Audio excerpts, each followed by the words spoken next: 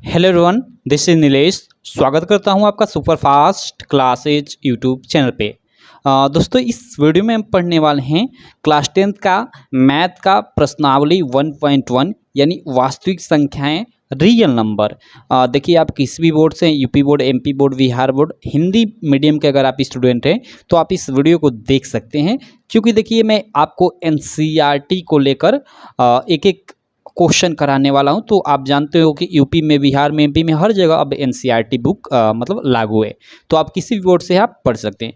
देखिए, जो आपका फर्स्ट चैप्टर है वास्तविक संख्याएं यानी रियल नंबर, अगर आप इसको पढ़ने चालू करते हो, पढ़ना स्टार्ट करते हो, तो आपके एक मन में क्वेश्चन रहता है कि यार ये वास्तविक संख्याएं होती क्या हैं। ठीक है, वास्तव में ये वास्तविक संख्याएं हैं क्या। और उसके अलावा आपके मन में और भी काफ़ी सारे क्वेश्चन उठते होंगे कि वास्तविक संख्याओं की तरह और भी संख्याएं होती होंगी। आपने पढ़ा है, जैसे सम संख्या हो गई, विषम संख्या हो गई, भाज्य संख्या हो गई, अभाज्य संख्याएं हो गई। तो फिर आपके मन में एक क्वेश्चन पूछेगा, यार ये कितने प्रकार की संख्याएं होती हैं। बहुत सारे क्वेश्चन होंगे। उसके अलावा सम संख्या, विषम संख्या पढ़ते तो आप पढ़ते कि जो संख्या 2 से विभाजित हो जाए वो सम संख्याएं होती हैं। तो क्या अगर मैं बोलूं कि -2 क्या है, जो -2 है या -4 है, ये कैसी संख्या है, क्या ये सम है? काफ़ी इंपॉर्टेंट क्वेश्चन है भाई, क्योंकि जो संख्याएं 2 से विभाजित हो रही है, आज तक तो आपने ही पढ़ा है कि 2, 4, 6 ये सम संख्याएं होती है। लेकिन क्या आपने ऐसा कभी देखा है कि -2 और -4, ऐसा क्वेश्चन देखा है कि ये सम है कि विषम है? तो इसी प्रकार के कॉन्सेप्ट को लेकर हम इस वीडियो में पढ़ेंगे। एक एक काफ़ी अच्छे से एक एक कॉन्सेप्ट डील करेंगे, और उन कॉन्सेप्ट की मदद से मैं आपको गारंटी देता हूं कि आप प्रश्नावली 1.1 धुआं धुआं कर दोगे। इस वीडियो में मैं पूरा का पूरा प्रश्नावली 1.1 से रिलेटेड कॉन्सेप्ट कराऊंगा, और उसके अलावा आपका प्रश्नावली 1.1 में जो एनसीईआरटी में एग्जाम्पल दिए हुए हैं प्रश्नावली 1.1 के लिए 1 से 4 तक के, वो चारों मैं एग्जाम्पल इस वीडियो में कराऊंगा। उसके बाद आप जाकर खुद सॉल्व करना प्रश्नावली 1.1। मैं गारंटी देता हूँ कि आप काफ़ी सारे क्वेश्चन उसके सॉल्व कर देंगे। एक दो अगर क्वेश्चन फंसते हैं तो मैं आपको प्रश्नावली 1.1 सॉल्व कराऊंगा, तो आप वहाँ से उसको समझ सकते हैं। ठीक है, तो चलिए सबसे पहले हम देखते हैं वास्तविक संख्याएं कि वास्तविक संख्याएं होती क्या हैं। ठीक है, वास्तविक संख्याओं को इंग्लिश में रियल नंबर्स बोलते हैं। तो ये रियल नंबर्स क्या होते हैं, इन चीज़ को हम लोग समझते हैं। देखिए, ऐसी संख्याएं जिन्हें हम नंबर लाइन पे प्लॉट कर सके। आपने 6वीं 7वीं 8वीं कक्षा में, अगर आप सरकारी स्कूल में पढ़े होंगे, मैं चूँकि सरकारी स्कूल में पढ़ा हूँ, तो उनमें बुक में आप ऐसे पढ़े होंगे। ठीक है, रियल नंबर जैसे ये 0 हो गई, इधर 1 2 3, इधर 4 आगे पॉजिटिव, ये 1 2 3 4 क्या है, ये धनात्मक संख्या है, और इधर -1 -2 -3 इधर ऋणात्मक संख्या है। तो इस प्रकार ये जो आपको ये लाइन दिख रही है, इस पर ये हम निगेटिव नंबर, पॉजिटिव नंबर और 0 इन सबको प्लॉट किए हुए हैं। तो ये क्या होती है, संख्या रेखा होती है। इसको क्या बोलते हैं, संख्या रेखा, यानी नंबर लाइन इसको इंग्लिश में बोलते हैं। तो ऐसी संख्याएं जिन्हें हम नंबर लाइन पे प्लॉट कर सके, यानी नंबर लाइन पे हम दर्शा दे, वही संख्याएं वास्तविक संख्याएं कहलाती है, रियल नंबर कहलाती है। यानी वास्तविक संख्या क्या हो गई, उसके अंतर्गत आपकी निगेटिव संख्याएं भी आ जाएंगी, पॉजिटिव संख्याएं भी आ जाएंगी और 0 भी आ जाएगा। तो ऐसी संख्याएं क्या होती है, वास्तविक संख्याएं होती है। अब चलिए थोड़ा हम लोग आगे मतलब इसकी अगर डिफिनीशन आप देना चाहो, हालांकि डिफिनीशन कहीं नहीं आएगा, तो आप लिख सकते हो कि ऐसी संख्याएं जिन्हें नंबर लाइन यानी संख्या रेखा पर दर्शाया जा सके, वास्तविक संख्याएं कहलाती हैं। उसके अलावा एक और आप लोग डिफिनीशन इसकी दे सकते हो कि ऐसी संख्याएं जिनका वर्ग करने पर, मान लीजिए एक संख्या है, इसका वर्ग हम करें, तो ऐसी संख्या है जिसका वर्ग करने पर यहाँ पॉजिटिव संख्या यानी धनात्मक संख्या प्राप्त हो, वो संख्या वास्तविक संख्याएं कहलाती है। जैसे कोई भी आप नंबर ले ले, जैसे मैं 2 ले लेता हूँ। ठीक है, अगर 2 का मैं वर्ग करता हूँ तो यहाँ 4 क्या है, आगे कुछ यहाँ चिन्ह नहीं है, तो इसका मतलब पॉजिटिव का चिन्ह, धनात्मक चिन्ह होता है। तो ये 4 क्या है, एक धनात्मक संख्या है। अगर मैं -2 ले लेता हूँ और इसका वर्ग करता हूँ, तो ये भी क्या आएगा, क्योंकि देखिए -2 को हम कैसे लिखेंगे, -2 का स्क्वायर, तो इसको हम कैसे लिखेंगे, -2 गुणे -2, ये बीच में गुणा का चिन्ह, और माइनस और माइनस में जब गुणा होता है तो धन हो जाता है, ये आप जानते होंगे। तो 2 दूना का ये 4 कैसा हो गया, +4 हो गया। तो ये भी क्या है, -2 का अगर हम वर्ग करते हैं तो यानी -2 ये क्या है, एक वास्तविक संख्या है। यानी जितनी भी निगेटिव हो गई, -1 -2 -3, ये सारी की सारी संख्या वास्तविक संख्याएं होती है। ठीक है, तो इसका एक और हम डिफिनीशन दे सकते हैं कि ऐसी संख्याएं जिनका वर्ग करने पर, ऐसी संख्याएं जिनका वर्ग करने पर पॉजिटिव नंबर है यानी धनात्मक संख्याएं आए वे संख्याएं वास्तविक संख्याएं यानी रियल नंबर कहलाती हैं। ये भी हम एक दूसरी डिफिनीशन दे सकते हैं। ठीक है, तो आई होप अब तक आपको वास्तविक संख्याएं क्लियर हो गया होगा। अब चलिए, आपके मन में काफ़ी सारा क्वेश्चन होगा कि यार हमने वास्तविक संख्याएं तो जान लिया, आगे और संख्याओं के बारे में बताओ, ये संख्याएं कितने प्रकार की होती हैं।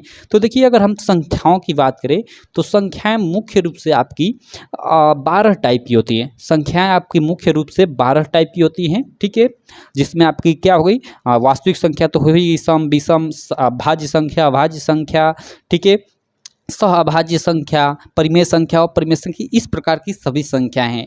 तो चलिए एक एक संख्याओं को थोड़ी हम डिटेल में समझ लेते हैं।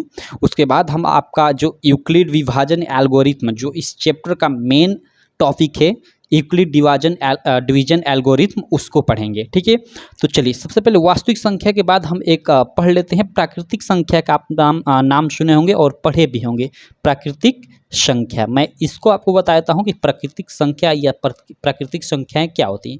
तो देखिए, गिनती की सारी संख्याएं, ठीक है, जैसे 1 2 3 4 डॉट डॉट इनफाइनाइट तक, ठीक है, ये सारी संख्याएं क्या हैं, प्राकृतिक संख्याएं। इसमें आप जीरो और निगेटिव संख्याएं शामिल नहीं होती हैं। ठीक है, प्राकृतिक संख्याओं में जीरो और निगेटिव संख्याएं शामिल नहीं होती हैं।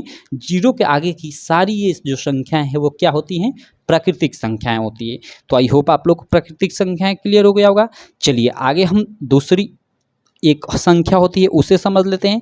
प्राकृतिक संख्या के बाद एक आती है पूर्ण संख्या, जिसको हम होल नंबर बोलते हैं, पूर्ण संख्या या पूर्ण संख्याएं। तो ये पूर्ण संख्या क्या होती है, होल नंबर्स क्या होती है।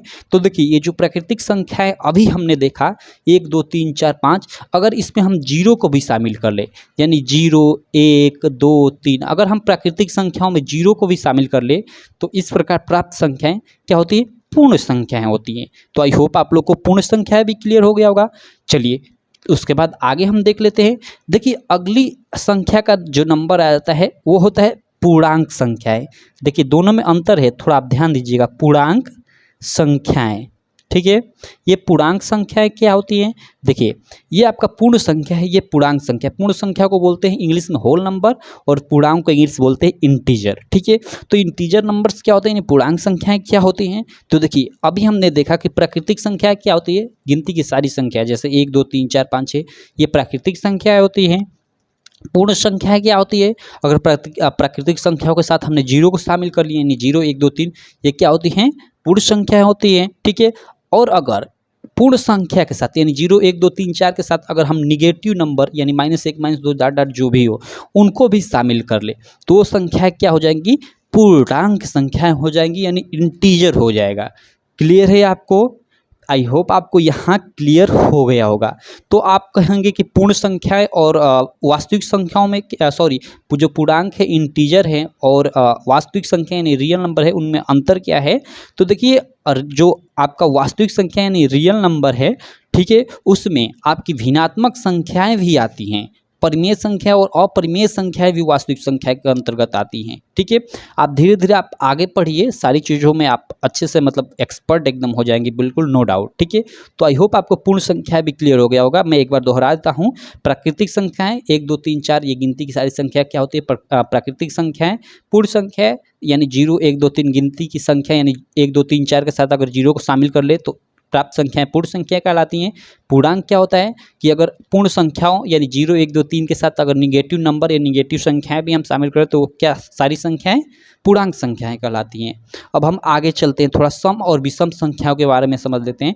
तो देखिए, सम संख्या क्या होती है, सम संख्या यानी जो संख्या 2 से विभाजित हो जाए, जैसे एक तो 2 खुद हो गया, 2 4 6 8 10, आगे जितना भी डॉट डॉट, ये सारी की सारी देखिए, ये जितनी भी संख्याएं हैं ये 2 से विभाजित हो जाएंगी, यानी 2 से इनमें भाग चला जाएगा। तो इस प्रकार की संख्याएं क्या होती है, सम संख्याएं होती हैं।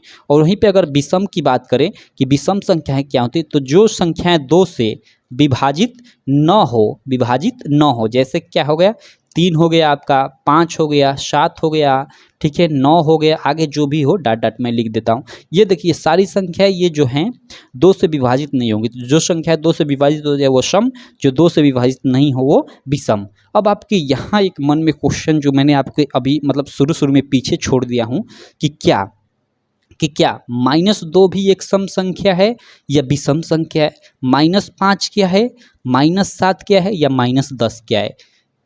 आई होप आप लोग के मन में ये डाउट उठ रहा होगा काफ़ी ज़्यादा। तो देखिए, हम -2 को 2 से विभाजित कर सकते हैं, बिल्कुल कर सकते हैं, क्यों नहीं। जैसे मैं -2 में भाग दूँ किससे, 2 से, तो -1 बढ़ जाएगा, -1 से इसमें गुणा होगा तो -2 होगा, ये कट जाएगा, यानी विभाजित हो जा रहा है -2 2 से। तो इस प्रकार हम बोल सकते हैं कि -2 क्या है, सम संख्या है। -2 क्या है, सम संख्या है। उसी प्रकार -5, देखिए अगर हम -5 में भाग देते हैं 2 से तो -5 कटेगा नहीं, तो अगर 2 से वो नहीं कटता है तो -5 क्या है, विषम संख्या है। तो इस प्रकार जो ये निगेटिव नंबर्स हैं, ये भी सम विषम के अंतर्गत छांटे जा सकते हैं। ठीक है, चलिए, तो आई होप यहाँ आपको एक काफ़ी बड़ा डाउट क्लियर हुआ होगा। चलिए अब हम लोग आगे चलते हैं। ये पेज भर गया, मैं आगे कर लेता हूँ इस चीज़ को। ओके, तो चलिए हमने सम विषम भी समझ लिया। अब आगे समझते हैं, आगे एक भाज्य संख्या होती है उसको समझते हैं। क्या होती है, मैं यहाँ पे लिख देता हूँ, इस रेड पेन से लिखता हूँ। क्या होती है, भाज्य संख्या या भाज्य संख्याएं। भाज्य संख्याएं क्या होती हैं, देखिए भाज्य संख्या वे संख्याएं होती हैं, ठीक है। जैसे जैसे 6 को मैं ले लेता हूँ एग्जाम्पल के तौर पे। तो देखिए 6 क्या होगा कि इसमें 1 से भाग चला जाएगा और एक खुद स्वयं से यानी 6 से भी इसमें भाग चला जाएगा, और इसके अलावा इसमें 2 से भी भाग चला जाएगा और 3 से भी भाग चला जाएगा। तो ऐसी संख्याएं जो एक और स्वयं के अतिरिक्त यानी एक से विभाजित हो और एक स्वयं यानी स्वयं 6 का स्वयं 6 ही हुआ, तो ऐसी संख्या जो एक और स्वयं के अतिरिक्त किसी अन्य संख्या जैसे 2 3 हो गया किसी अन्य संख्या से भी विभाजित हो, वे क्या कहलाती हैं, भाज्य संख्याएं कहलाती हैं। जैसे 6 हो गया, अगर अलग एग्जाम्पल है तो हम 4 ले, क्योंकि 4 देखिए 4 एक से विभाजित हो जाएगा, एक स्वयं से तो कोई भी संख्या विभाजित हो जाएगी, ये 4 से भी ये विभाजित हो जाएगा और इसके अलावा ये 2 से भी विभाजित हो जाएगा। तो 4 क्या है, एक भाज्य संख्या है। तो भाज्य संख्या वे संख्याएं होती हैं या भाज्य संख्या वे संख्या होती हैं जो एक और स्वयं के अतिरिक्त किसी अन्य संख्या से भी विभाजित हो। यानी एक तरह से बोल सकते हैं कि 4 का मतलब जितनी भी भाज्य संख्याएं होती हैं उनके जो गुणनखंड होते हैं 2 से ज़्यादा होते हैं, क्योंकि 4 के गुणनखंड क्या होगा, 1 गुणे 2 गुणे 2 होगा, यानी इसका गुणनखंड कितना हुआ, 2 से ज़्यादा हुआ। तो बोल सकते हैं कि भाज्य संख्या वे संख्या होती है जो एक और स्वयं के अतिरिक्त किसी अन्य संख्या से भी विभाजित हो, ठीक है, और इसके 2 से ज़्यादा गुणनखंड होते हैं। तो आई होप आप लोग को भाज्य संख्याएं भी क्लियर हो गया होगा कि भाज्य संख्याएं क्या होती हैं। अब चलिए थोड़ा भाज्य के बाद आप लोग सुने होंगे अभाज्य संख्या, इसको हम मतलब जान लेते हैं कि अभाज्य संख्याएं क्या होती हैं। ठीक है, अभाज्य संख्याएं, ठीक है, ये अभाज्य संख्याएं क्या होती है इनको भी समझ लेते हैं। ठीक है, और देखिए भाज्य संख्याओं को हम इंग्लिश में कंपोजिट नंबर बोलते हैं और अभाज्य संख्याओं को इंग्लिश में प्राइम नंबर बोलते हैं। ठीक है, तो अभाज्य संख्याएं क्या होती हैं, जैसे मतलब एक संख्या ले लेते हैं हम, जैसे हम लोग 2 ले लेते हैं, ठीक है, या 5 ले लेते हैं। तो देखिए ये 5 है, एक से विभाजित होगा और एक स्वयं से विभाजित होगा। ये दो है, एक से विभाजित होगा और एक स्वयं से विभाजित होगा। अगर हम 7 ले तो देखिए ये 7 जो है एक से विभाजित होगा, एक स्वयं से विभाजित होगा और किसी अन्य संख्या से ये संख्याएं विभाजित नहीं होंगी। यानी वे संख्याएं जो एक और स्वयं के अतिरिक्त किसी अन्य संख्या से विभाजित न हो अभाज्य संख्याएं कहलाती है, यानी भाज्य के पूरे की पूरी उल्टी। ठीक है, तो आई होप आप लोग को भाज्य संख्या और अभाज्य संख्याएं में अंतर क्लियर हो गया होगा। ठीक है, वे संख्याएं जो एक और स्वयं के अतिरिक्त किसी अन्य संख्या से अगर विभाजित हो जाए तो वो भाज्य संख्या होंगी, और ऐसी संख्या जो एक और स्वयं के अतिरिक्त किसी अन्य संख्या से विभाजित न हो वो अभाज्य संख्याएं कहलाएंगी। ठीक है, तो आई होप भाज्य संख्या और अभाज्य संख्याओं में भी मतलब आपको अंतर मतलब क्लियर हो गया होगा। देखिए आप ये साथ में एक एक चीज़ों का मैं जो ये बता रहा हूँ आप नोट्स बनाते जाइए, क्योंकि नोट्स ही इंपॉर्टेंट है, और जो आपका मतलब साथ साथ ये नोट्स मतलब बनाया हुआ होगा ना, काफ़ी बेस्ट नोट्स होगा। ठीक है, चलिए आगे चलते हैं हम लोग भाज्य और अभाज्य संख्याओं के बाद एक काफ़ी इम्पॉर्टेंट जो मतलब काफ़ी यूज होगा इस चैप्टर में। ठीक है, सह अभाज्य संख्याएं। ठीक है, सह अभाज्य संख्याएं, इसको हम इंग्लिश में बोलते हैं को प्राइम नंबर।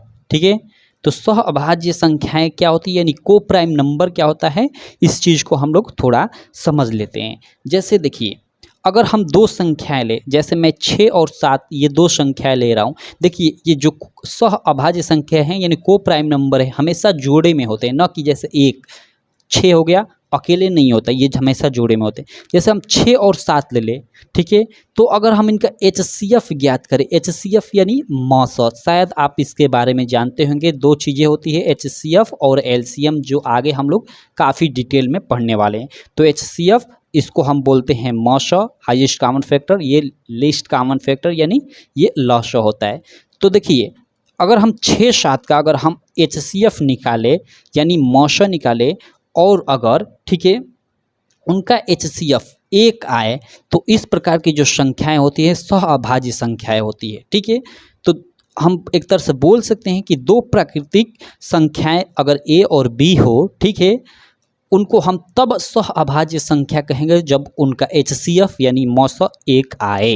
जैसे अगर हम 6 और 7 का अगर हम मौसा निकालते हैं, तो देखिए 6 और 7 अगर इसका हम मौसा निकालते हैं तो 6 का गुणनखंड देख 1 गुणे 2 गुणे 3 ये होगा, और 7 का गुणनखंड 1 गुणे 7 होगा।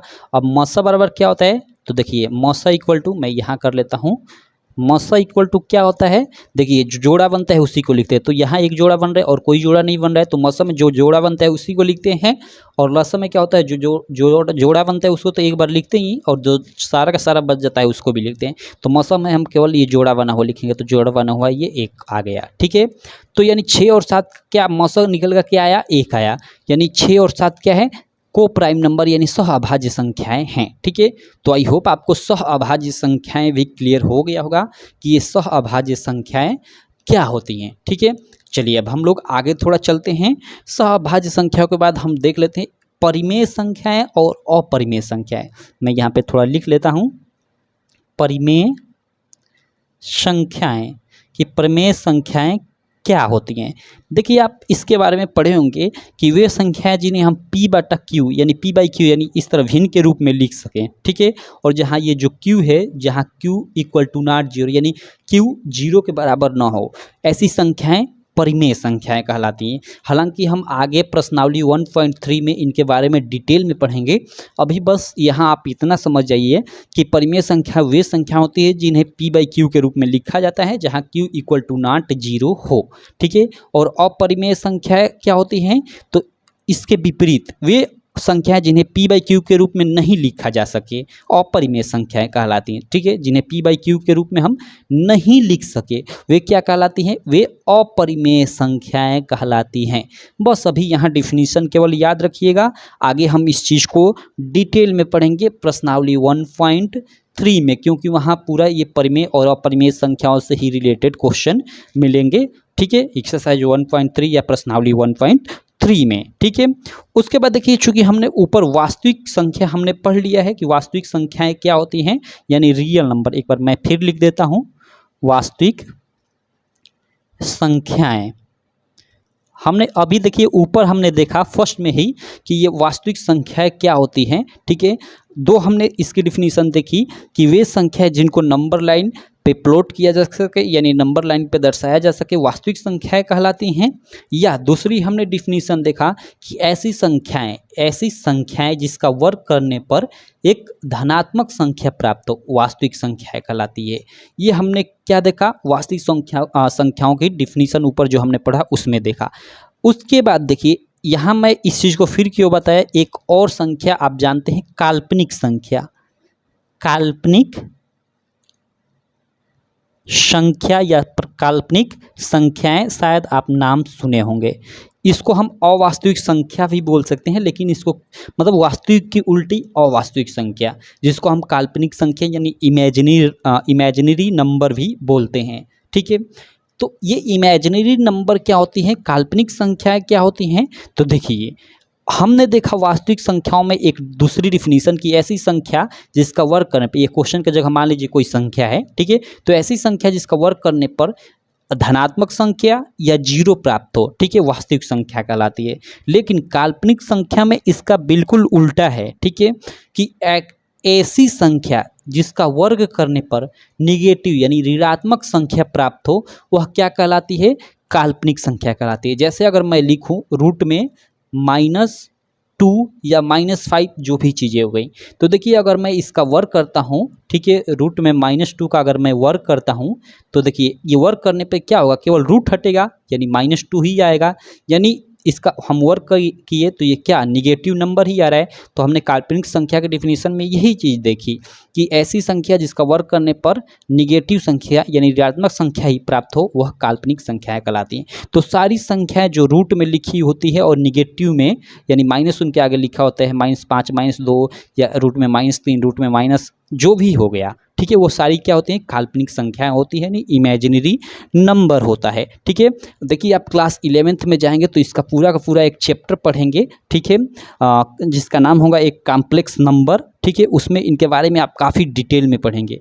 तो वो उस बात को हम छोड़ते हैं यहाँ। आई होप आपको ये काल्पनिक नंबर जो है अच्छे से क्लियर हो गया होगा। ठीक है, तो अब चलिए यहाँ तक हमने शायद लगभग 11-12 संख्याओं के बारे में देख लिया। अब हम मेन अपना जो मतलब इस चैप्टर का सार है यानी यूक्लिड डिवीजन एल्गोरिथम यानी यूक्लिड विभाजन एल्गोरिथम, उसे हम देखते हैं, उसे हम पढ़ते हैं, वही सबसे इम्पोर्टेंट है। तो इसको मैं फिर पलट लेता हूँ इस पन्ने को, क्योंकि ये तो फुल हो गया। Okay, 1 minute. ओके, तो चलिए अब हम यहाँ देखते हैं यूक्लिड विभाजन एल्गोरिथम। मैं इसको थोड़ा यहाँ मेंशन कर लेता हूँ, लिख लेता हूँ। देखिए यूक्लिड विभाजन एल्गोरिथम इस चीज़ को हम लोग थोड़ा समझ लेते हैं कि यूक्लिड विभाजन एल्गोरिथम क्या होता है। ठीक है, देखिए यूक्लिड विभाजन एल्गोरिथम या यूक्लिड डिवीजन एल्गोरिथम क्या होता है, इस चीज़ को थोड़ा हम लोग समझते हैं, क्योंकि यही आपका इस चैप्टर का मेन सार है। इसी के आधार पे पूरा का पूरा ये चैप्टर आधारित है।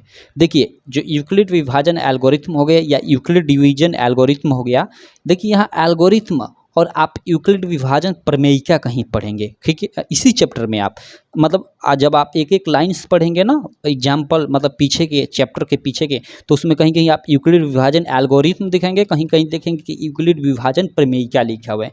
तो ये होता क्या है, देखिए यूक्लिड विभाजन एल्गोरिथम मतलब एक ये देखिए, जैसे पहले मैं प्रमेयिका के बारे में बताता हूँ। जैसे यूक्लिड विभाजन जो प्रमेयिका होती है, ठीक है, यानी देखिए वो क्या होती है, A=BQ+R, ये क्या होती है इसको हम आगे डिटेल में पढ़ेंगे। तो ये एक सिद्ध किया हुआ कथन होता है। ठीक है, प्रमेयिका सिद्ध किया हुआ एक कथन होता है जिसका उपयोग हम क्या करते हैं कि अन्य प्रश्नों को सिद्ध करने में उपयोग करते हैं। ठीक है, तो जो यूक्लिड विभाजन एल्गोरिथम जो है, ठीक है, हम मतलब जैसे कोई क्वेश्चन करते हैं तो उस क्वेश्चन को करने की ये विधि जो होती है वो एल्गोरिथम उसी को बोलते हैं। ठीक है, तो यूक्लिड विभाजन एल्गोरिथम और यूक्लिड विभाजन प्रमेयिका का क्या होता है कि ये पहले से ही सिद्ध किया हुआ कथन होता है। ठीक है, तो यूक्लिड विभाजन एल्गोरिथम और यूक्लिड विभाजन प्रमेयिका में अंतर है, एक ही नहीं है यूक्लिड विभाजन प्रमेयिका और यूक्लिड विभाजन एल्गोरिथम। हालांकि इस चैप्टर में टीचर या स्टूडेंट सभी लोग इसको एक ही समझकर यूज करते हैं, तो उसमें कोई दिक्कत नहीं है। ये इतने मतलब एक दूसरे में अंतर्निहित हैं कि इसके बारे में लोग अंतर नहीं समझ पाते हैं, लेकिन आप भी यूज कर सकते हो, इसमें कोई दिक्कत नहीं है। मैं कहीं लिखूंगा यूक्लिड विभाजन एल्गोरिथम या कहीं लिखूँ यूक्लिड विभाजन प्रमेयिका, कोई दिक्कत नहीं, वो यूज कर सकते हैं। तो देखिए ये यूक्लिड डिवीजन एल्गोरिथम क्या होता है, प्रमेयिका क्या होती है, चलिए इसके बारे में हम डिटेल में थोड़ा समझते हैं। देखिए जो यूक्लिड विभाजन एल्गोरिथम हो गया, ये यूक्लिड डिवीजन एल्गोरिथम हो गया, इसको हम कलन विधि भी बोलते हैं। इसको क्या बोलते हैं हम लोग, कलन विधि। जब आप एनसीईआरटी की एक एक लाइन पढ़ेंगे तो ये चीज़ मिलेगी कि यूक्लिड विभाजन एल्गोरिथम को कलन विधि भी कहा जाता है। ठीक है, अब देखिए आपका एक और क्वेश्चन होगा कि इसका हम उपयोग कहाँ करते हैं, यूक्लिड विभाजन एल्गोरिथम का हम उपयोग कहाँ करते हैं। तो देखिए यूक्लिड विभाजन एल्गोरिथम का उपयोग हम HCF यानी हाईएस्ट कॉमन फैक्टर, यानी जिसको हिंदी में हम महत्तम समवर्तक यानी मॉशा बोलते हैं, को ज्ञात करने में करते हैं। ठीक है, अब आपके मन में एक तीसरा क्वेश्चन फिर उठ रहा होगा, तो ये विधि क्या है, मतलब ये विधि क्या है, कैसे इससे ज्ञात करते हैं, तो उसको हम अभी डिटेल में पढ़ेंगे।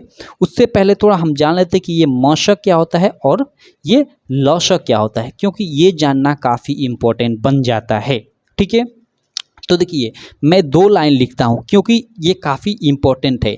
इसमें काफ़ी मतलब काफ़ी लड़के हैं, उनको काफ़ी कन्फ्यूजन होती है, ठीक है। चलिए इसको मैं पहले से लिखा हुआ, 1 मिनट में निकाल लेता हूँ इस चीज़ को। मैंने कहीं लिख रखा है इस चीज़ को।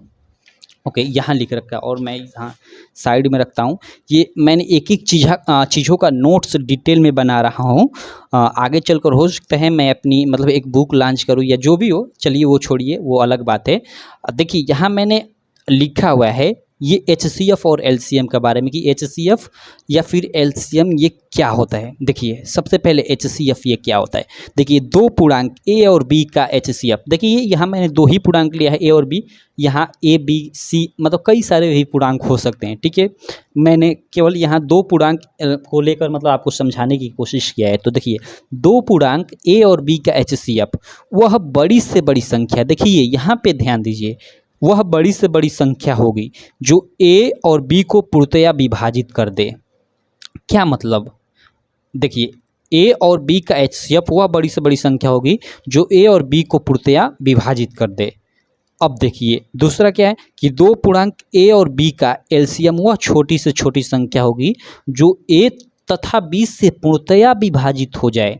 ये यहाँ इंपॉर्टेंट चीज़ है, ये लाइन दोनों में, ये लाइन यहाँ जो के बाद वाली काफ़ी इंपॉर्टेंट है, ठीक है। कि 2 पूर्णांक ए और बी का एलसीएम, और ये भी याद रखिए जो एलसीएम होता है छोटी से छोटी संख्या होगी, ठीक है। और कैसी संख्या होगी, जो मतलब जो दिया हुआ पूर्णांक है, यहाँ दिया हुआ पूर्णांक ए बी है तो उसको उससे क्या हो जाए, पूर्णतया विभाजित हो जाए।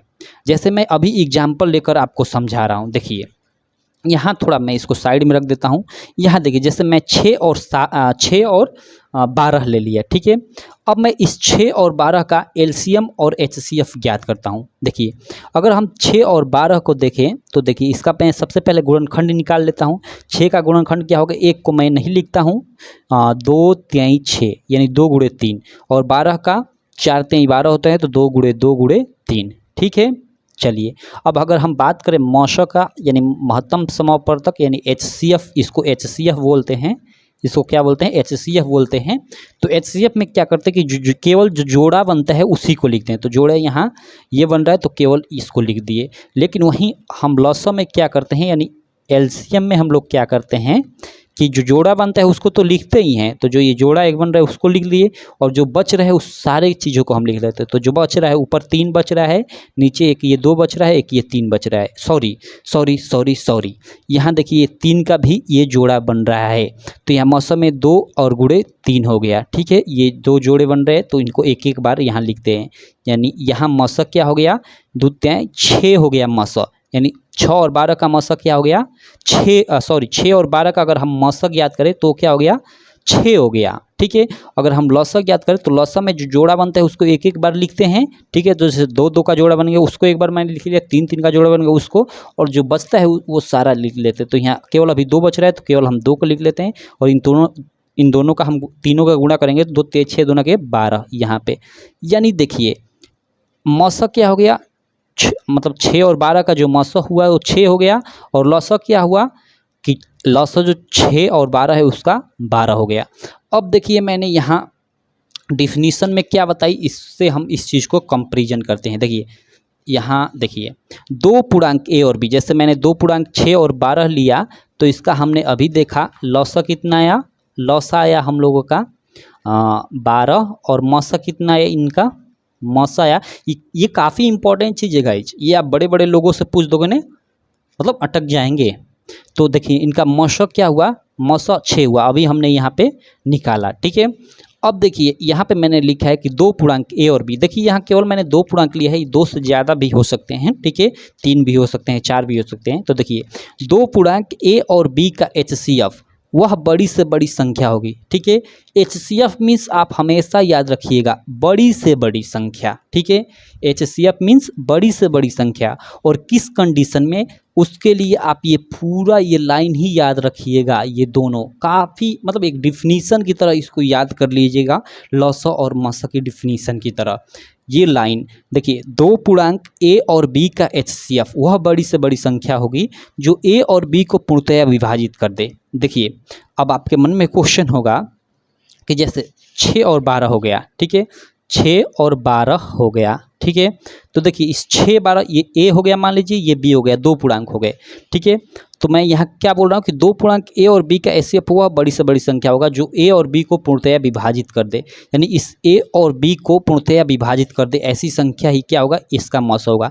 तो ऐसी संख्या जैसे 3 हो गया, 3 6 को विभाजित कर देगा, 3 12 को विभाजित कर देगा, या 2 भी हो गया, 2 6 को विभाजित कर देगा, 2 12 को भी विभाजित कर देगा, या फिर 4 भी हो जाएगा, 4 नहीं होगा क्योंकि 4 6 को विभाजित नहीं कर पाएगा, 6 हो जाएगा क्योंकि 6 क्या होगा कि 6 को विभाजित कर देगा और 12 को विभाजित कर देगा। अब आगे तो कोई संख्या नहीं होगी जो इन दोनों को विभाजित कर दे। तो आप कहोगे कि ये इसका तो मौसा ये भी हो सकता है, ये भी हो सकता है, ये भी कौन होगा यार, ये तो काफ़ी कन्फ्यूजन है। तो वही मैंने यहाँ बताया है कि दो संख्याओं ए और बी का एचसीएफ वह बड़ी से बड़ी संख्या होगी, वह बड़ी से बड़ी संख्या होगी जो ए और बी यानी इनको क्या कर दे, विभाजित कर दे। कौन सी संख्या, बड़ी से बड़ी। तो इनमें बड़ी से बड़ी कौन है, इनमें 6 है। तो ये क्या करेगी, इनको विभाजित करेगी, और तो ये क्या होगा, यही होगा मौसा इन दोनों संख्याओं का। तो आई होप आप लोग को एकदम अच्छे से क्लियर हो गया होगा कि यहाँ बड़ी से बड़ी क्यों बोलता है। ये कॉन्सेप्ट मैं गारंटी देता हूँ आप मतलब बहुत कम लोगों को मालूम है ये कॉन्सेप्ट, ठीक है। तो दो पूर्णांक ए और बी, मैंने केवल 2 पूर्णांक लिया है, यहाँ 3 भी पूर्णांक हो सकता है, ठीक है। तो 2 पूर्णांक ए और बी का एचसीएफ वह बड़ी से बड़ी संख्या होती है जो मतलब उस पूर्णांक यानी उन पूर्णांकों को पूर्णतया विभाजित कर दे।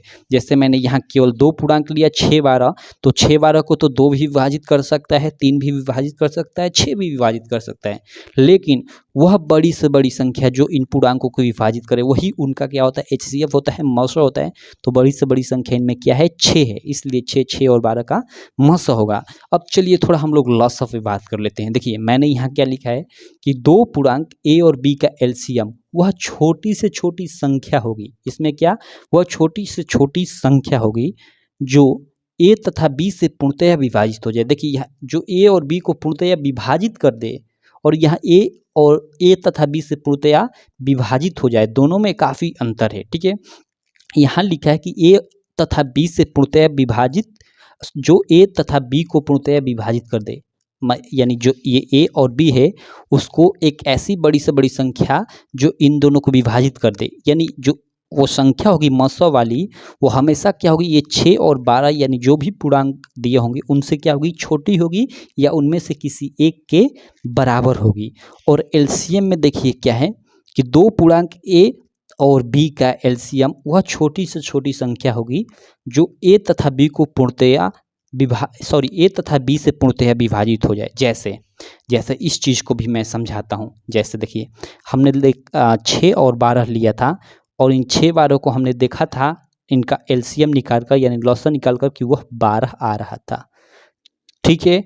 अब मैंने डिफिनीशन में क्या आपको बताया कि दो पूर्णांक ए और बी का एलसीएम वह छोटी से छोटी संख्या होगी जो ए तथा बी से पूर्णतया विभाजित हो जाए, यानी जो ये ए और बी दिए हो इनसे वो संख्या विभाजित हो, और इसमें उल्टा था, ठीक है। जैसे देखिए यहाँ 6 और 12 हैं तो इनका एलसीएम हमने देखा अभी कि 12 आ रहा है, लेकिन हमने यहाँ कॉन्सेप्ट लिखा है कि दो पूर्णांक ए और बी का एलसीएम वह छोटी से छोटी संख्या होगी जो ए बी को यानी ये जो पूर्णांक दिए हैं उनको उनसे पूर्णतया विभाजित हो जाए। जैसे देखिए 6 और 12 से तो मान लीजिए अब 12 विभाजित हो जाएगा, या 24 भी विभाजित हो जाएगा 6 और 12 से, या 6 और 12 से आगे चले तो 36 भी विभाजित हो जाएगा क्योंकि 6 36 और 12 3 36। लेकिन 6 और 12 से 12 भी विभाजित हो रहा है, 6 और 12 से 24 भी विभाजित हो रहा है, 6 और 12 से 36 भी विभाजित हो रहा है, लेकिन इनमें लॉसा कौन सा होगा। तो हमने अभी देखा क्या डिफिनीशन एक तरह से बोल सकते हैं या कॉन्सेप्ट कि दो पूर्णांक ए और बी का एलसीएम वह छोटी से छोटी संख्या होगी जो ए तथा बी से पूर्णतः विभाजित हो जाए, यानी इनमें से वह छोटी से छोटी संख्या जो ए और बी यानी जो ये हम लोग को पूर्णांक उनसे पूर्णतः विभाजित हो जाए। तो यहाँ जो 12 है देखिए 6 से विभाजित हो जाएगा, 12 से भी ये विभाजित हो जाएगा। तो ये गलत है, ये गलत है। इसमें क्या होगा, वह छोटी से छोटी संख्या होगी लॉसा जो दिया गया पूर्णांक होता है उससे पूर्णतया विभाजित हो जाए, वही क्या होता है उसका एलसीएम होता है। तो आई होप आप लोग इस चीज़ का ये जो लिखा हुआ मतलब है इसको आप लोग अच्छे से समझ गए होंगे। इसका आप स्क्रीनशॉट ले लीजिए, ये आप याद कर लीजिएगा, काफ़ी इम्पोर्टेंट है ये कॉन्सेप्ट, ठीक है। तो यहाँ मैंने आपको एलसीएम और एचसीएफ काफ़ी बेस्ट तरीके से समझा दिया। उसके अलावा हम लोग देखिए आपके एक्सरसाइज 1.2 यानी प्रश्नावली 1.2 में हम लोग आपका ये एलसीएम और एचसीएफ का ही मतलब पूरा का पूरा वो चैप्टर है, ठीक है। तो उसको हम लोग अच्छे से वहाँ पे समझेंगे। यहाँ जितनी हमने चीज़ें समझी आई होप आप लोग मतलब हमने समझी, आई होप वो मतलब आपके लिए अभी सफिशिएंट होगा। आगे हम उसको अच्छे से और डिटेल में समझेंगे, तब तक के लिए इसको यहीं हम एलसीएम और एचसीएफ को रहने देते हैं। ये प्रश्नावली 1.1 में जितना ज़रूरी है मैंने आपको अभी के लिए बता दिया है, ठीक है। चलिए अब मेन हम आते हैं यूक्लिड डिवीजन एल्गोरिथम यानी यूक्लिड विभाजन।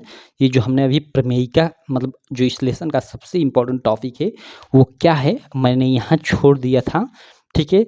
उस चीज़ को हम लोग समझते हैं। इसके लिए मैं चलिए थोड़ा अगले पेज पे चलता हूँ इस चीज़ को मैं आपको समझाने के लिए, ठीक है। 1 मिनट, ओके।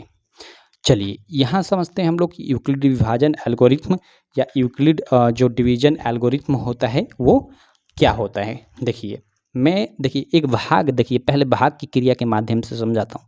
जैसे एक हम लोग भाग ये है, ठीक है। 1 मिनट यार, काफ़ी गर्मी हो रही है, लाइट चली गई है, ठीक है। 1 मिनट। देखिए हम लोग ये भाग की क्रिया देखते हैं, कोई भी भाग की क्रिया होती है तो देखिए उसमें क्या होता है कि यहाँ एक मतलब एक संख्या होती है, यहाँ एक संख्या होती है, यहाँ एक संख्या होती है और नीचे भाग कर कर यहाँ हम अंत में यहाँ एक नीचे संख्या प्राप्त होती है जिसको हम लोग शेषफल बोलते हैं, शेषफल या शेष बोलते हैं, ठीक है। तो आई होप यहाँ ये संख्या क्या होती है, ये संख्या क्या होती है, ये संख्या इसको क्या बोलते हैं आपको मालूम होगा। अगर नहीं मालूम होगा तो चलिए मैं आपको बता देता हूँ। देखिए जो यहाँ संख्या होती है यानी जिससे हम भाग देते हैं उसको हम भाजक बोलते हैं, यानी भाग देने वाला भाजक। जिसमें भाग दिया जाता है, ठीक है, उसको हम भाज्य बोलते हैं। यहाँ तो ये जो बीच में होता है इसी में भाग दिया जाता है तो इसको क्या बोलते हैं, भाज्य बोलते हैं। और यहाँ जो प्राप्त होता है यानी जितनी बार भाग जाता है उसको क्या बोलते हैं हम लोग, भागफल बोलते हैं, ठीक है। तो यहाँ आई होप आप भाग की क्रिया में ये पहले से जानते होंगे कि जो ये बीच वाली चीज़ होती है यानी जिसमें हम भाग देते हैं उसको हम भाज्य कहते हैं और जिससे भाग दिया जाता है उसको भाजक बोलते हैं। और जो इधर जितनी बार भाग जाता है यानी जो इधर जो प्राप्त होता है उसको भागफल बोलते हैं और अंत में करने के बाद जो यहाँ नीचे बचता है उसको शेष यानी शेषफल बोलते हैं। तो इसी का एक नियम है, इसी का एक नियम है ये भाज्य प्राप्त करने का या भाग को जांच करने का एक तरीका होता है, आप लोग जानते होंगे कौन सा, कि भाज्य बराबर यानी ये बीच वाला भाज्य बराबर क्या होता है, भाजक गुणे भागफल, ठीक है। भाजक गुणे भागफल प्लस शेषफल या प्लस शेष, मैं शॉर्ट में लिख देता हूँ। इस फार्मूले से एक तरह से समझिए कि ये फार्मूला ही है, ठीक है। इस फार्मूले से किसी विभाग की हम लोग जांच कर लेते हैं। जो भाज्य है बीच में यहाँ वाला, ये मेथड अप्लाई करके हम इसकी जांच कर लेते हैं। अगर इसके बराबर ये इधर ये आ रहा है तो इसका मतलब भाग सही है।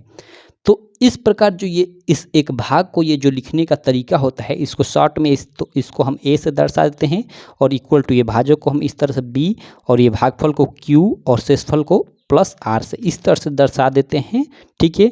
तो ए बराबर बी क्यू प्लस आर जो होता है इसी को हम किसी भी मतलब भाग की क्रिया में, ठीक है, चूँकि वो थोड़ा अलग है, ठीक है, लेकिन इस मेथड को आप थोड़ा समझिए।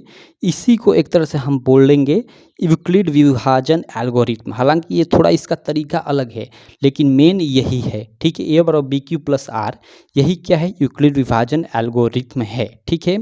देखिए और यहाँ पे जो ये आर होता है ना, जो आर होता है आप लोग ध्यान रखिएगा, जो आर होता है वो हमेशा क्या होता है, 0 से बड़ा या उसके बराबर होता है, ठीक है।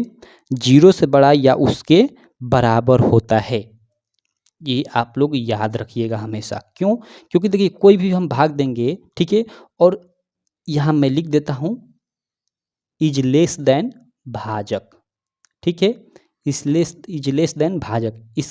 इसका मतलब क्या है, एक बार मैं यहाँ फिर डिटेल में लिख देता हूँ। देखिए जो आर है ना, आर वो इज मतलब इज ग्रेटर देन या इक्वल टू 0 होता है या फिर लेस देन भाजक होता है। इसके लिखने का मतलब क्या है, देखिए इस चीज़ को समझिए। अगर हम भाग करते हैं, भाग की क्रिया में भाग देते हैं, जो शेषफल प्राप्त होता है ना, वो हमेशा क्या होता है, वो कि तो मतलब जीरो होता है, ठीक है। क्या होता है, जीरो होता है, या फिर जीरो से बड़ा होता है। लेकिन कितना बड़ा होता है, तो यहाँ जो हम भाग जिससे देते हैं, यानी ये भाजक से छोटा ही होता है, ठीक है। ये तो आप नॉर्मली देखे ही होंगे। जैसे देखिए, जैसे मैं यहाँ भाग दे रहा हूँ, 9 में भाग दे रहा हूँ 2 से, ठीक है। तो यहाँ 4 बढ़ जाएगा, तो 2 चौका 8, यहाँ 1 बचा। तो देखिए यहाँ यहाँ जो शेष बचा वो कितना बच रहा है, ये 2 से कम बच रहा है, ठीक है। तो यही यहाँ पे लिखा हूँ कि जो आर होगा वो हमेशा भाजक से क्या होगा, छोटा होगा। या यहाँ पे देखिए, जैसे एक और मैं भाग दे रहा हूँ, 2 से मैं 4 में भाग दे रहा हूँ, तो 2 दूना 4, ये पूरा कट गया। यानी यहाँ क्या हुआ, जीरो भी प्राप्त हुआ शेषफल। तो वही मैंने लिखा है कि जो शेषफल है वो जीरो के बराबर भी प्राप्त हो सकता है, जीरो से अधिक भी प्राप्त हो सकता है, लेकिन भाजक से हमेशा क्या होगा, कम प्राप्त होगा, ठीक है।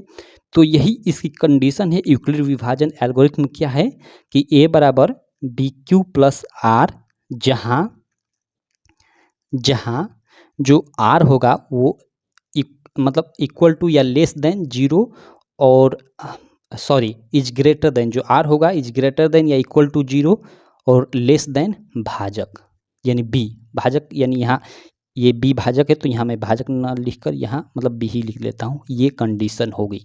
यही क्या है, यही यूक्लिड डिवीजन एल्गोरिथम है। अब देखिए, इस यहाँ थोड़ा आपको मतलब उतना अच्छे से क्लियर नहीं हो पा रहा होगा, लेकिन अभी हम लोग जब सवाल करेंगे ना, क्वेश्चन करेंगे, तो ये मतलब एकदम डिटेल में आपको अच्छे से क्लियर हो जाएगा, ठीक है। तो चलिए हम लोग एक सवाल करते हैं, लेकिन सवाल भी करने से पहले मतलब कुछ चीज़ों को हम समझ लेते हैं, कुछ मतलब एक मतलब भाग की क्रिया, थोड़ा भाग सीख लेते हैं, क्योंकि मैं जानता हूँ आपको भाग में भी दिक्कत होगी।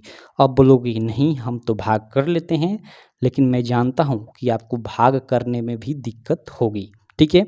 तो चलिए मतलब 2-4 भाग हैं, मैं सिखा देता हूँ, क्योंकि आगे मतलब वो काफ़ी इम्पोर्टेंट होगी, ठीक है। तो देखिए, जो पहली भाग है उसको मैं करता हूँ। जैसे 2 से हमें भाग देना है 220 में, तो कैसे देंगे। आई होप आप इसको आसानी से दे लेंगे। थोड़ा वीडियो पॉज कर लीजिए और इसमें भाग दीजिए, और फिर मैं इसको करता हूँ, तो उससे मिलाएगा कि आप सही भाग दिए हैं, ठीक है। आप दीजिए पहले। तो चलिए मैं यहाँ पे भाग देता हूँ। देखिए सबसे पहले ये भाग कितनी बार जाएगी, देखिए भाग कोई भी 10 बार से ज़्यादा नहीं जाती है, ठीक है। क्योंकि पहाड़ा जैसे 2 दहा में 10, ठीक है, 3 दहा में 30, मतलब 10 ही बार जाता है। 10 से अधिक बार आप नहीं देखे मतलब पहाड़ा नहीं ले जाते होंगे, ठीक है। टेबल आप कितना बार पढ़ते हैं, 10 ही बार पढ़ते हैं, ठीक है। जैसे 2 10 जा या 3 10 जा, कहीं आप 211 जा नहीं बोलते, या 250 जा, मतलब वो तो गुणा का पार्ट हो जाता है, ठीक है। वो क्या हो जाता है, अगर आप 10 से ऊपर जाते हैं तो वो मतलब मल्टीप्लाई यानी गुणा का पार्ट हो जाता है। तो हमेशा भाग कितना बार जाता है, हमेशा 10 बार से अधिक नहीं जाएगा। तो यहाँ देखिए 220 है, तो यहाँ तो भाग 10 बार से अधिक ही चला जाएगा। तो 10 बार से हम अब अधिक नहीं ले जाएंगे कभी भी, तो हमेशा पहले तब आगे वाला एक अंक चुन लेते हैं, तो एक बार ले जाएंगे, क्योंकि ये 2 है, तो 2 में तो एक ही बार भाग जाएगा, तो 2 एकम 2, ये 2 हो गया, ये कट गया, ऊपर से उतरा 2। फिर भाग कितना बार जाएगा, 2 बार जाएगा, तो 2 एकम 2, ये कट गया, ऊपर से उतरा कौन, 0। अब देखिए ऊपर से उतरा 0, तो यहाँ 2 से इसमें भाग नहीं जा पाएगा, तो नहीं जा पाएगा, तो यहाँ 0 बार आकर यहीं भाग की क्रिया छोड़ देंगे। बस ये पहली आपकी भाग हो गई, ठीक है। आई होप आप अगर वीडियो पॉज कर किए होंगे तो आप मिलाए होंगे कि आपने ऐसा किया है। कमेंट बॉक्स में बताइएगा कि हाँ हमने फर्स्ट भाग सही किया है। चलिए अब सेकंड वाली जो भाग है उसको हम लोग करते हैं। सेकंड मैं एक और भाग देता हूँ, जैसे मैं आपको देता हूँ 455 में आपको भाग देना है 42 यानी 42 से, ठीक है। आप इसको दीजिए। देखिए इसमें अगर आप देते हैं तो भाग कितनी बार देंगे, 10 बार चला जाएगा, क्योंकि 420 योगा 11 बार नहीं ले जाते हैं कोई भी भाग, ठीक है। क्योंकि 11 बार ये टेबल में नहीं होता है ऐसा, ठीक है। तो 11 बार भाग कभी नहीं जाती है। तो आप बोलोगे कि तब तो हम एक अंक काट कर मतलब यहाँ ये अंक हटाकर ये 45 यानी एक बार भाग ले जाएंगे। तो पहले चेक कर लेते हैं कि 420 मतलब 420 से इसके एग्जैक्टली नज़दीक जा रहा है, सॉरी मतलब 455 के एग्जैक्टली ये नज़दीक जा रहा है। तो देखिए अब 10 बार अगर ले जाते हैं तो 420 होता है जो एग्जैक्टली इसके नज़दीक है, तो भाग हम देंगे 10 बार, ठीक है।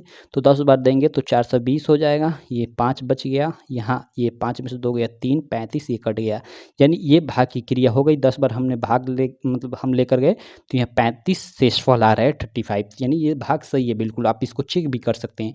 हमने जो अभी ऊपर मतलब फार्मूला बताया भाज्य बराबर भाज्य गुणे भागफल प्लस शेष, यानी भाज्य क्या है 455 है बराबर भाजक, भाजक क्या है 42 है गुणे भागफल, भागफल क्या है 10 है और प्लस शेष 35 है। तो देखिए यहाँ 455 इक्वल टू ये 42 10 मतलब 42 गुणे 10 तो 420, 420 में 35 जोड़ेंगे तो 455 ये आ जाएगा, ठीक है। तो यानी ये भाग सही है, ये भाग सही है। तो ये दूसरी भाग की क्रिया हुई। चलिए तीसरी मैं थोड़ा आपको भाग की क्रिया समझाता हूँ, ठीक है। तीसरी मैं आपको भाग की क्रिया समझाता हूँ, देखिए। चलिए इसको थोड़ा मैं पन्ना उलाट लेता हूँ, उस बगल कर लेता हूँ, उस बगल मतलब अच्छा रहेगा। 1 मिनट, ओके। यहाँ समझते हैं हम थोड़ा, ठीक है। तीसरी भाग देता हूँ, तीसरी जो भाग की क्रिया है उसको मैं आपको समझाता हूँ, उसे हम लोग समझते हैं। देखो जो तीसरी भाग हो गई, ठीक है, वो क्या है उसमें 1 मिनट, ओके 1 मिनट यार, थोड़ी काफ़ी गर्मी हो रही है, 1 मिनट।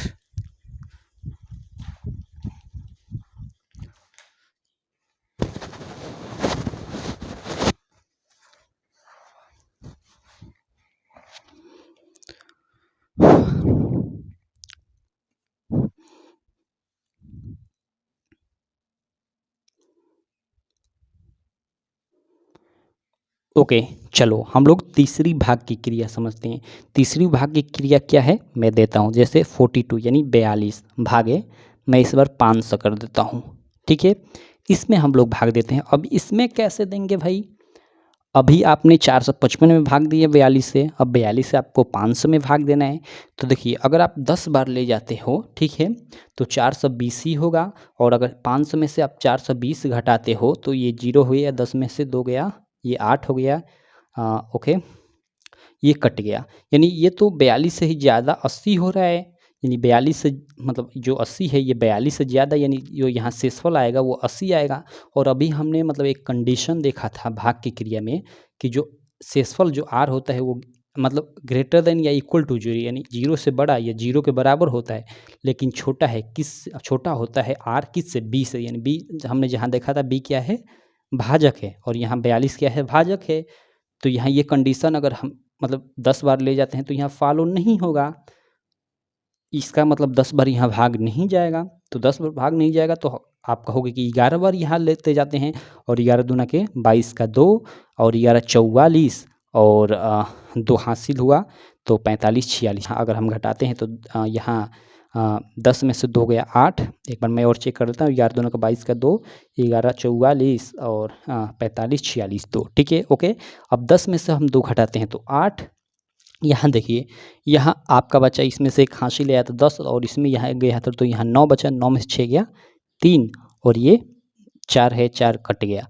अब इस भाग को आप चेक भी कर सकते हो, ठीक है, कि 11 दूना के ये 22 का 2 भाज्य बराबर भाजक गुणे भागफल से कि 5 आ रहा है कि नहीं आ रहा, तो 11 दूना के 22 का 2 हासिल लगा 2, ठीक है, 11 44 4 46 462 और प्लस 38, ठीक है। देखिए तो ये आप जोड़ेंगे, ठीक है, सॉरी ये 3 से नहीं है, यहाँ 38 है ना शेष, तो इसको जोड़ते हैं 8 2 10 का 0, 8 से 14 15 का, सॉरी 8 से 14 और 1 मिनट यार ये गलत हो गया, ठीक है। देखो इसको कर दें, थोड़ी गर्मी काफ़ी हो रही तो डिस्टर्ब मैं हो रहा हूँ। देखो यहाँ मैं इस पूरा प्रॉपर ही करता हूँ, चलो जैसे हम लोग का भाज्य बराबर, जैसे भाज्य क्या है 500 है, भाज्य बराबर भाजक, तो भाजक क्या है 42 गुणे भागफल, भागफल क्या है 11, धनशेष क्या है 38 है। तो इसको चेक कर लेते हैं क्या ये इसके बराबर आ रहा है, तो चलिए 11 दूना के 22 का 2 हासिल लगा 2, 11 44 और 2 46 यानी 462 प्लस 38, जब इसको आप जोड़ते हैं तो 8 2 10 का 0, 6 3 9 1 हासिल 10 का 0, 4 1 5, यानी ये तो कंडीशन फॉलो हो जा रही है। लेकिन ये जो भाग आपने किया है ये करने का तरीका नहीं है, ये बिल्कुल गलत तरीका है। ये तो सही है आ जा रहा है, लेकिन ये भाग करने का तरीका गलत है, क्योंकि 11 बार हम एग्जैक्टली भाग सीधे नहीं ले जाते हैं, ठीक है। देखिए कैसे करते हैं, तीसरा मैं फिर एक बार इसको कर रहा हूँ, जैसे 42 यानी 42 भागे 500 मैं कर रहा हूँ, ठीक है। यहाँ देखिए, अगर हम लोग का देखिए मतलब 10 बार में भाग पूर्ण नहीं हुआ, 11 बार जा रहा है, तो 11 बार ले नहीं जाते, अब शुरू से आ जाते हैं।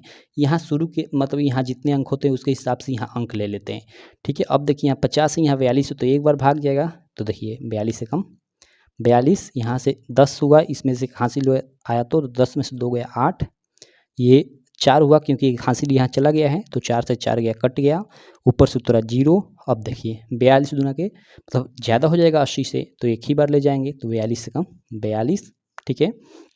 और देखिए यहाँ 10 में से 2 गया, कितना बचा 8, और देखिए यहाँ पे यहाँ 7 बचा, 7 में से 4 गया 3, 38। तो ये ऐसे इस भाग को करते हैं, न कि अभी हमने ये ऊपर किया इस प्रकार। मैं बिल्कुल 100% गारंटी देता हूँ कि आपने मतलब आप में से ज़्यादा लड़के इसी तरह किए होंगे, न कि ऐसे, ठीक है। तो यहाँ तक मैं आपको भाग समझाने में आई होप मतलब सक्षम हो पाया हूँ, आप लोग अच्छे से समझ भी गए होंगे, ठीक है। अब चलिए मेन अब एक बारी आती है, ठीक है, हम कैसे ज्ञात करें HCF। मेन तो यहाँ चीज़ है, HCF कैसे ज्ञात करें, और वो भी यूक्लिड डिवीजन यूक्लिड विभाजन एल्गोरिथम से कैसे मतलब ज्ञात करें, ठीक है। तो चलिए इस चीज़ का हम लोग समाधान ढूंढते हैं। फिर मैं यहाँ भाग देता हूँ, जो हम लोग का 42 यानी 42 है, उससे किस में 455 में।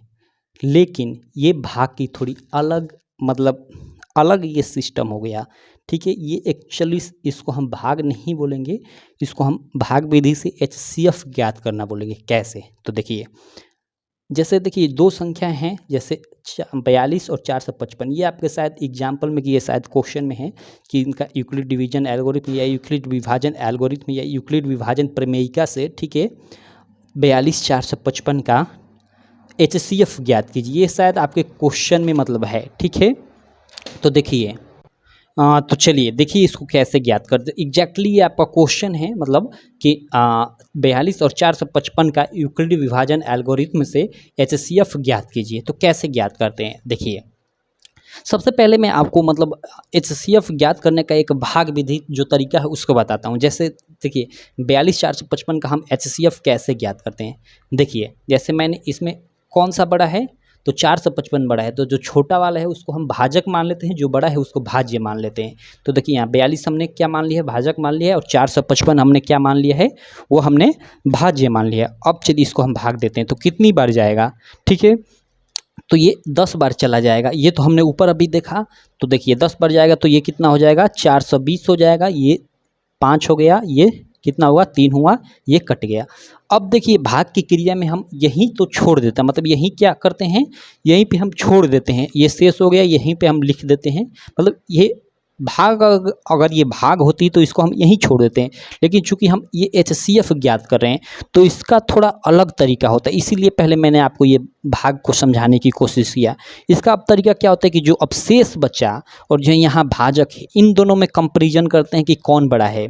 और तो हमेशा ये देखा जाता है कि हमेशा क्या होता है कि ये शेषफल छोटा आता है, ये बड़ा आता है। तो अब हम शेषफल से इसमें भाग देते हैं, तो यहीं पे हम क्या करते हैं 35 अब किस में भाग देंगे, 42 में भाग देते हैं। और ये देखिए भाग की ये फर्स्ट क्रिया हो गई। अब यहाँ से ये सेकेंड मतलब क्रिया, सेकेंड ये स्टेप स्टार्ट हो गया। तो अब कितना जाएगा, 35 से कम 35, ये हो गया 35। अब इसको घटाते हैं, देखिए यहाँ 12 हो गया, क्योंकि ये 5 हो गया तो घटेगा नहीं, तो इसमें से आएगा हासिल, तो 12, 12 में से 5 गया 7, ठीक है। और यहाँ 3, 3 से कट गया। अब देखिए फिर यहाँ कंपेरिजन आप देखिए कीजिए, 7 और 35 में कौन बड़ा है, 35, ये हमेशा ऐसा ही होगा 35 बड़ा, ठीक है। तो 35 में हमने यहाँ भाग दिया, तो ये 7 5 35, ये कट गया। जब तक कट ना जाए इसी तरह हम लोग करते रहेंगे, ठीक है। तो यहाँ कट गया, तो यहाँ आप देखिए ध्यान दीजिए, यहाँ कितनी भाग की क्रियाएं हुई, 1 2 3, यहाँ 3 भाग की क्रियाएं हुई। तो ये चूंकि ये क्या है, ये तो भाग विधि से HCF ज्ञात करना, जो यहाँ अंत में ये 7 बचा है, यही जो अंत में ये जो भाजक बचा है, यानी यहाँ शेषफल अगर 0 आ जाए और अंत में ये जो भाजक 7 मतलब ये जो 7 बचा है, यही क्या हुआ कि 42 455 का HCF हुआ, ठीक है। आप किसी भी विधि से निकाल कर देखिएगा, इसका HCF 7 ही आएगा। लेकिन ये जो अभी हमने ये तरीका अपनाई है, ये तो भाग विधि हो गई, मतलब इसको बोलते हैं भाग विधि से HCF ज्ञात करना। लेकिन हमें पढ़ना है क्या, यूक्लिड विभाजन एल्गोरिथम, यानी यूक्लिड विभाजन प्रमेयिका से हमें क्या करना है कि HCF ज्ञात करना है। इस चैप्टर में ऐसे क्वेश्चन मिलेंगे। तो इसके लिए हम क्या करेंगे, देखिए सबसे पहले जो भी अंक दिए हों उनको हम एक रफ में ऐसे ही मतलब पहले ज्ञात कर लेंगे, और ये ज्ञात हो गया तो समझिए कि मतलब सब कुछ सॉल्व हो गया। क्योंकि इसके बाद ये जो फर्स्ट स्टेप है, ये सेकेंड स्टेप है, ये तीसरा स्टेप है, इन तीनों स्टेप को अलग अलग हम लिख देंगे। कैसे लिखेंगे, देखिए सबसे पहले लिखेंगे कि यूक्लिड विभाजन प्रमेयिका से आप लिख सकते हैं या एल्गोरिथम से, एल्गोरिथम से क्या लिखेंगे, जो फर्स्ट भाग की क्रिया हुई उसको लिख देते हैं। तो फर्स्ट भाग की क्रिया इसको कैसे लिखेंगे, या यहाँ पे मैं लिख लेता हूँ यूक्लिड विभाजन एल्गोरिथम, क्वेश्चन में लिख लेता हूँ a बराबर BQ प्लस R से, ऐसे सबसे पहले लिख लेंगे। यहाँ हल करते हैं। हल किस चीज़ का कर रहे हैं कि 42,455 का यूक्लिड विभाजन एल्गोरिथम से HCF ज्ञात कीजिए, इस क्वेश्चन का। तो देखिए हल लिखेंगे, उसके बाद लिखेंगे कि यूक्लिड विभाजन एल्गोरिथम क्वेश्चन में a बराबर BQ प्लस R से, ठीक है। चरण फर्स्ट में क्या लिखेंगे, जो हमने ये फर्स्ट वाला भाग किया है इसी को लिखेंगे। कैसे लिखेंगे, जो हमने अभी मतलब ये फार्मूला पढ़ा है, a बराबर BQ प्लस R, यानी भाज्य बराबर भाजक गुणे भागफल प्लस R, इसी के रूप में। तो देखिए हम भाज्य क्या है, हम लोग का a क्या है, भाज्य। तो भाज्य फर्स्ट में क्या है, फर्स्ट भाग की क्रिया में 455 है, तो 455 बराबर, यानी भाज्य बराबर भाजक क्या है 42 है यहाँ पे, गुणे भागफल क्या है यहाँ पे 10 है, प्लस शेष क्या है यहाँ पे 35 बच रहा है, तो 35। अब देखिए यहाँ पे लिखेंगे फिर क्या कि चूंकि, या सीधे लिख देंगे कि शेषफल इक्वल टू नॉट जीरो, यानी जो यहाँ शेषफल है जीरो के बराबर नहीं है, ठीक है, इक्वल टू नॉट जीरो। अतः पुनः यानी फिर से, अतः पुनः लिख दे, या अतः फिर से यूक्लिड विभाजन एल्गोरिथम, यूक्लिड डिवीजन एल्गोरिथम, यहाँ मैं केवल इतना शॉर्ट में लिख देता हूँ से, इतना आप लिख लेंगे। और फिर लिखेंगे आप, क्या लिखेंगे आप कि चरण 2, और चरण 2 में ये जो अब दूसरी भाग की क्रिया की है, यानी 35 से अब आपने जो 42 में यहाँ भाग दिया है, इस चीज़ को लिख लेंगे। 35 में आपने 42 भाग दिया जो एक बार गया है, और 7 शेष बचा है, तो इस चीज़ को आप लोग पूरा भाज्य बराबर भाजक गुणे भागफल के रूप में लिख लेंगे। तो चलिए मैं लिख लेता हूँ, जैसे आपका 42 हो गया, यानी 42 बराबर, ठीक है, 35 गुणे 1 प्लस शेष बचा यहाँ पे 7, तो इस चीज़ को हम लोग लिख लेंगे। अब फिर वही करिए, यहाँ शेषफल जीरो नहीं है, जब तक शेषफल जीरो ना आ जाए इसको लिखते रहेंगे। तो यहाँ शेषफल जीरो नहीं आया, तो सेम इसी तरह यही आप यहाँ उतार दीजिए कि शेषफल इक्वल टू नॉट जीरो, और ये जो आगे मैंने वही बताया, अतः पुनः यूक्लिड विभाजन एल्गोरिथम से, या यूक्लिड विभाजन एल्गोरिथम का प्रयोग करने से। और यहाँ कौन सा चरण आ गया, चरण 2 के बाद चरण 3। चरण 3 में आपने जो ये तीसरी भाग की क्रिया में जो ये चीज़ें की है उसको लिखेंगे। देखिए आप इस चीज़ को, ये वाला जो मैंने स्टेप बताया, इसको आप रफ पे कीजिएगा। मेन अगर यूक्लिड विभाजन एल्गोरिथम से अगर बोला है तो ये केवल तरीका होता है, ठीक है, ये तो अलग आप रफ पे करेंगे, ठीक है। ओके, एक मिनट, चलिए। तो अब हम तीसरी क्या क्रिया है कि 7 से हम 35 में भाग दें, जो 5 बार गया है और पूरा का पूरा कट गया है। तो चलिए इसको लिख लेते हैं, यानी 35 इक्वल टू यानी भाज्य बराबर भाजक क्या है जिससे भाग दे रहे हैं, तो 7 है, गुणे भागफल कितनी बार गया है 5 बार, और प्लस शेष जीरो। यहाँ देखिए शेष जीरो आ गया, तो यहाँ पे लिख देंगे कि चूंकि शेषफल, या सीधे लिख देंगे शेषफल इक्वल टू जीरो, अतः 42,455 जो भी अंक दिया हो, ठीक है, शेषफल इक्वल टू जीरो, अतः 42,455 का HCF यानी हाईएस्ट कॉमन फैक्टर यानी मौसा, HCF क्वेश्चन में मैं लिखता हूँ मौसा, क्या होगा, जो अंत में मतलब यहाँ अंत में जो क्या बचता है, ये क्या बचता है, अंत में जो भाजक बचता है, अंत में जो भाजक बचता है, जो 7 बचे वही होता है। तो आप इसी तरह लिख लेंगे कि शेषफल बराबर 0, अतः 42,455 का HCF 7 होगा। तो ये हो गया पूरा का पूरा, केवल इतना सा। इस तरह से हम इसी को बोलते हैं यूक्लिड विभाजन एल्गोरिथम से HCF ज्ञात करना। यानी इसमें कुछ नहीं है, चूँकि मैं आपको समझा रहा हूँ तो ये काफ़ी मतलब टाइम लग रहा है, ठीक है। तो ये आप अगर इस चीज़ को, ये भाग विधि से आप अगर मसल निकालना सीख गए तो उसी को स्टेप वाइज एक एक कर इस तरह ये लिख देंगे। और एक आपको केवल फार्मूला याद रहना चाहिए, भाज्य बराबर भाजक गुणे भागफल प्लस शेष, उसी के हिसाब से ये लिखा जाता है। इस तरह आप लिख देंगे चरण बनाकर, तो यही क्या हो जाता है, यूक्लिड विभाजन एल्गोरिथम से मस ज्ञात करना यानी HCF ज्ञात करना हो जाता है। तो आई होप आपको यूक्लिड विभाजन एल्गोरिथम से HCF ज्ञात करना आ गया होगा, ठीक है। तो यार ये वीडियो काफ़ी लंबी हो गई, आगे मैं आपको मतलब क्वेश्चन कराना चाहता था, उसके अलावा और भी अभी कॉन्सेप्ट बचे हुए हैं, और भी कई सारे कॉन्सेप्ट आपके बचे हुए हैं। तो देखिए वीडियो काफ़ी लंबी हो गई है, आगे का जो कॉन्सेप्ट है वो नेक्स्ट वीडियो में आपका 10 मिनट का केवल या 5 मिनट का आपका केवल कॉन्सेप्ट बचा हुआ है, वो नेक्स्ट वीडियो में हम उस कॉन्सेप्ट को समझेंगे। और उसके अलावा जो आपके मतलब जो आपके 1 से 4 तक के एग्जाम्पल हैं, ठीक है, जो आपके प्रश्नावली 1.1 में यानी NCERT में दिए हुए हैं, उनको हम लोग अगले वीडियो में करेंगे, ठीक है। और काफ़ी अच्छे से इस चीज़ को भी एक बार हम, उसमें यूक्लिड विभाजन से रिलेटेड क्वेश्चन आएगा, उसको अच्छे से कर लेंगे और उसके बाद हम प्रश्नावली स्टार्ट करेंगे, ठीक है। तो तब तक के लिए आप, जो मैंने अब तक जो चीज़ें बताई हैं इन्हीं को आप अच्छे से समझिएगा, ठीक है।